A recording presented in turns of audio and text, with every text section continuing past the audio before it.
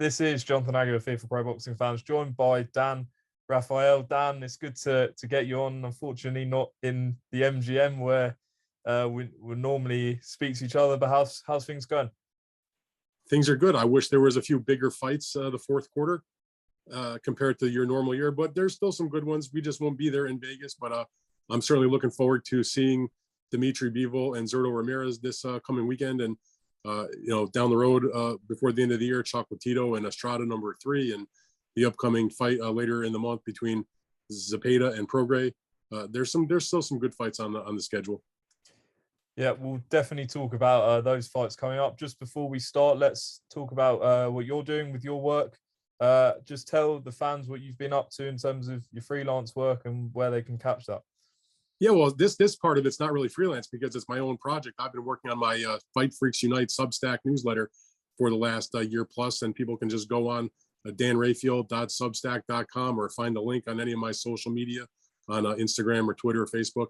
Anyway, it's my newsletter. You can pop on the website and read my work, or you can subscribe via email or the app and get all of it, and it comes right to your phone or your inbox. Have a paid part of it too if people want to get a little bit more and also help support the cause. I appreciate that, and most people seem to enjoy it. I'm having a good time doing it. I also have a lot of my work is appearing on the bigfightweekend.com website, and we're working on our podcast, and just keep doing my thing. Great stuff. Check that out. And I appreciate you having me on, and some of the other YouTube channels that invite me to talk about the different aspects of boxing and different news in the week and different issues and that sort of stuff. So I appreciate that. No problem at all. So Dan, yeah, big fight this weekend. Bivol against Gilberto Ramirez. Someone's always got to go here. What's the feeling like in America? Who's the favorite heading into this one?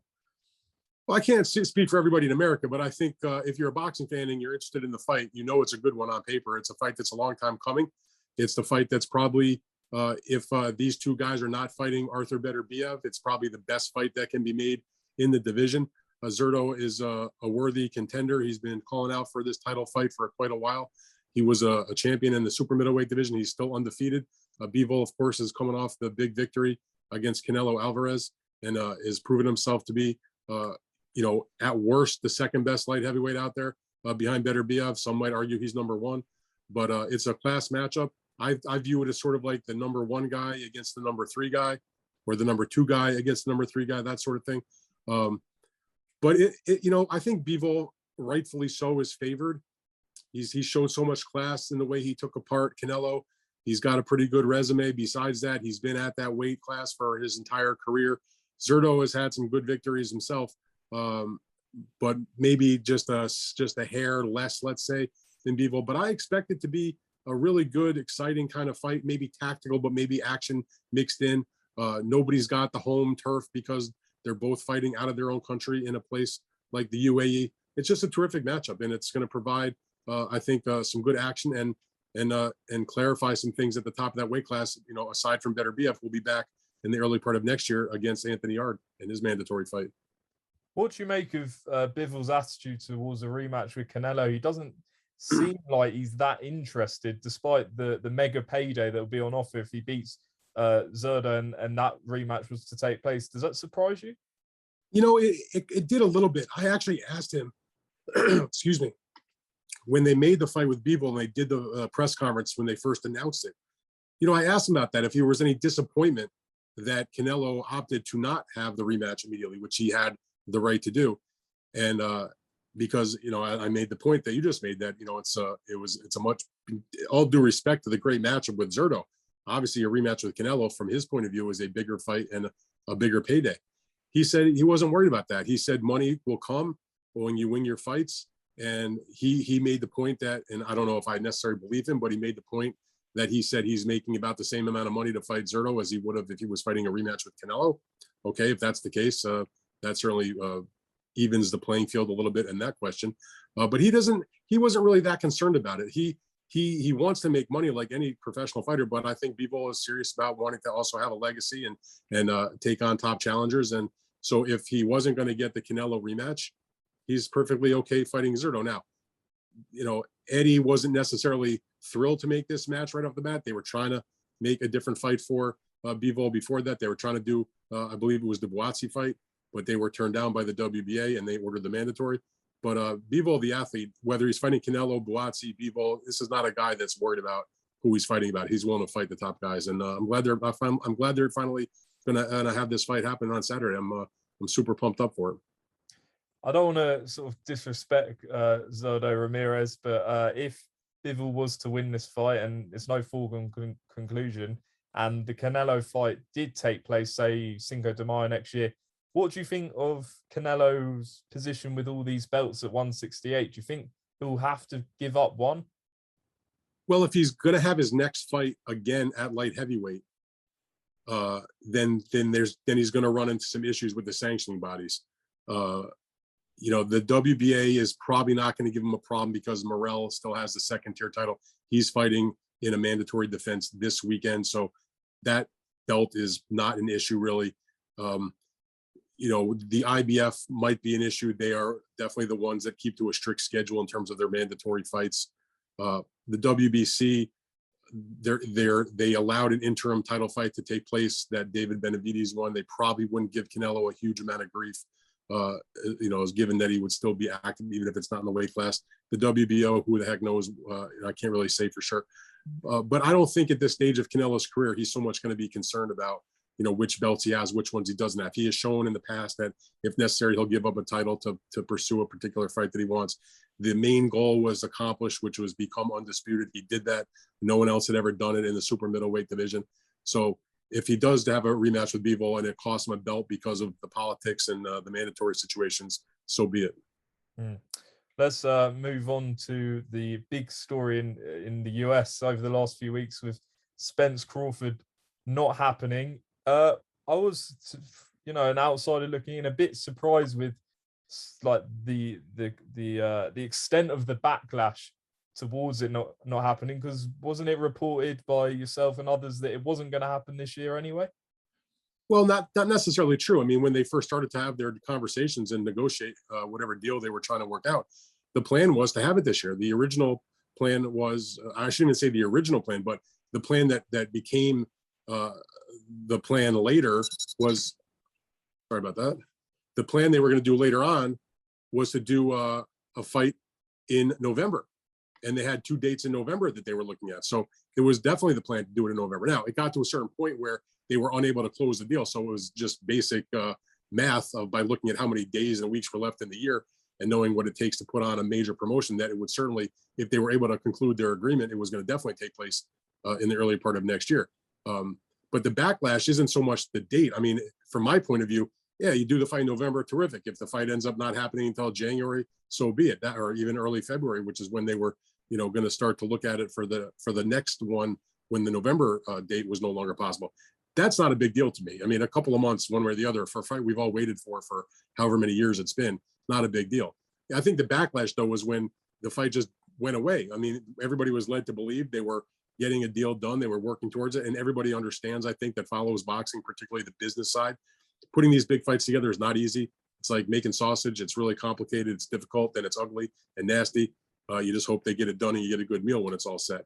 However, they were not able to close the deal. And so the backlash became, well, what are you wasting our time for all these months? So now Crawford takes a fight against David Avanesian that I don't think anybody except maybe David Avanesian's family might give him a chance to win.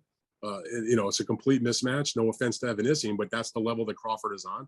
And in terms of Errol Spence, he wasted a lot of time trying to get the deal done. And because they weren't able to get the deal done, he winds up not getting a second fight this year. Crawford will have only his first fight this year when the Avanesian fight happens. And people are pissed off because it's the fight that they wanted to see. And it's the only fight that really matters right now in the welterweight division. These are two great star fighters. They're both probable Hall of Famers down the road. They're undefeated. They've both said it's the fight they want. It's the legacy fight for both guys. They've both made that clear. We all know it. Spence has already fought the other champions. Spence has also fought a lot of other good fighters. Crawford has had his opportunity, whether it's against Porter or all the things he did prior to becoming a welterweight, winning titles, you know, in the lightweight division, junior welterweight, where he was undisputed. So they both have resumes and accomplishments. And, you know, this was sort of like that final fight in a sense, not of their careers, but, you know, this part of their careers.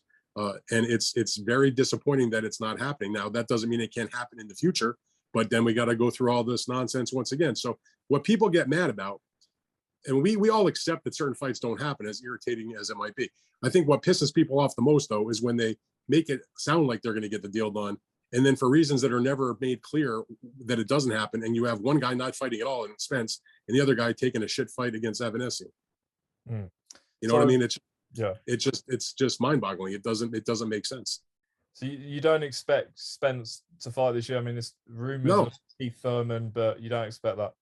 I mean, it's possible he'll fight Keith Thurman in his next fight, but unless they pull off a promotion in super short order, again, you never say never, I guess, but it seems highly unlikely, given the calendar that's already in front of us, that they'd be able to pull off that fight between now and the end of the year. Is it possible? I guess, but first of all, here we are already on the beginning of November. Certainly not happening in November, so it's going to have to be in December before the end of the year. You lose out. You can't do the fight Christmas week. At least in the United States, that's completely dead. You would never be able to sell a pay-per-view on the Christmas weekend of any consequence. So, basic math would indicate it would have to be his next fight would have to be in the next part of next year. And also, that hasn't been determined. Yes, of course, there's rumors that Thurman could be the opponent, but the WBA is going to have their say because they've ordered the mandatory against Stanionis, their regular champion, which they allowed to put aside, knowing that there might be the possibility of this Spence-Crawford fight. Once that's off the table, the WBA should order that mandatory. That's part of their title reduction plan. I would 100% support, if you're not fighting Crawford, you should be fighting Stanionis if you're going to stay in the welterweight division. It's only fair. He's certainly done more lately than Keith Thurman has done, that's for sure. So we'll have to wait and see how that plays out. But whoever Errol fights, it's unfortunate that we won't get a chance to see him have a second fight in 2022. We had a very good, impressive victory against Ugas. We thought we'd see the Crawford fight, even if it was going to extend into the early part of next year. And now he's not going to fight this year at all. And hopefully he'll get some other fight in the beginning of next year. He's not going to wait around for Crawford in December and then go right into it next year without having his own tune-up fight or whatever you want to call it before he fights Crawford, if he ever fights Crawford. I mean, it seems like that kind of ends the year where we're not getting a big Fury-Usyk fight. The Joshua fight's not happening. The Tank Garcia fight's not happening. Is it just a case of being patient for now as boxing fans? I mean, boxing fans have been patient forever. I mean, my patience is running thin. I'll put it like that. I'll say that in terms of my recollections, this end of the year, again, no disrespect to the good fights that are on the calendar. Bivol and Zerto, Chocolatito, Estrada 3, Zepeda and Regis Prograis, which is a good fight, but it's like a $60 pay-per-view, so that kind of puts a little damper on it to begin with. Nonetheless, those are good fights, but there's no tentpole event in the fourth quarter. There's no really big fight. And the problem is we were sort of led to believe that there would be Joshua versus Fury, that we would see Errol Spence against Terence Crawford, and that we might see, other types of fights that were on that level, and we aren't getting any of that. So instead, we're getting Errol with nobody, Crawford in a fight that nobody cares about, Fury in a fight that really, other than the most ardent, diehard Fury fans in Britain, the rest of the world and probably a lot of people in Britain don't care about. And so it's one thing not to have a big event. It's another thing to have your nose kind of rubbed in it, where we're going to give you this fight, we're going to give you that fight, we're going to give you this fight, and you don't get any of them. And by the way, in place of those fights, here's some shit for you to serve, to take care of. I mean, it's super disappointing. And then you mentioned also Tank Davis and Ryan Garcia. That was another fight that was at least being looked at for the end of this year. And that not only won't happen at the end of this year, it's highly unlikely it's going to happen at the beginning of next year either, for a whole variety of reasons. The most notable, of course, is that the network situation is a situation where they're at an impasse, and DAZN insists on being involved. Golden Boy, their partner, wants them involved. Showtime is like, forget about it. We don't want them involved. The same with the Al Heyman side, which is involved with Tank Davis at this point. And the two fighters want to fight, but unfortunately, the two fighters don't have the final say. Appreciate you jumping on with me today, and I'm sure we'll catch up again soon. I appreciate it. Thank you very much.